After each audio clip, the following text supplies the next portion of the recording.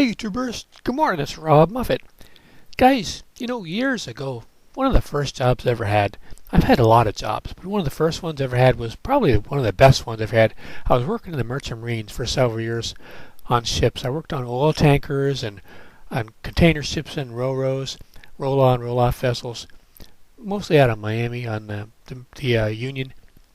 And it just sort of gets in your blood, living on the water and being around ships and boats. And when I came home from the ship, because I wasn't going to be home very long, I'd usually stay with friends or relatives. Sometimes I'd rent a house, but I couldn't buy a house because I wasn't going to be there that long. Well, one day I was staying at my grandmother's before I shipped out again, and I read in the Miami Herald somebody was selling a houseboat on the Miami River for $600. So I went down and looked at it with my brother, and we ended up buying it. It was $600. What it really wasn't a houseboat. It was an old wooden Chris Craft cabin cruiser, 33 feet, that didn't have an engine in it. And the people that owned it before, that was a guy and a girl. I think they were in a motorcycle gang, and they painted the interior every single different color that you could think of. It hurts your eyes at night. And it was, like I said, $600, and it was only $60 a month to dock fees. There was about a dozen other people living on boats there on the river. It was all the way at the west end, almost near the dam.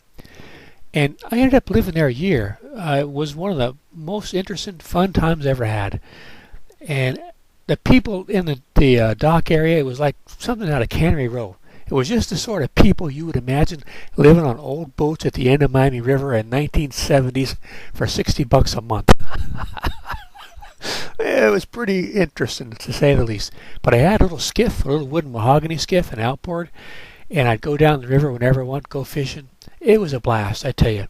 It sort of gets in you. It gets in your blood, living on the water. I haven't lived on a boat. I've had boats since and been around boats since, but I haven't lived on a boat again ever since then. And it's been decades.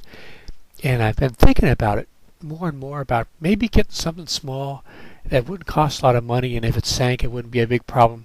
The hardest part is where to put it. But I've been doing some research and thinking about what I could find to live part-time. I don't want to live full-time. The hurricanes, they make it get religion.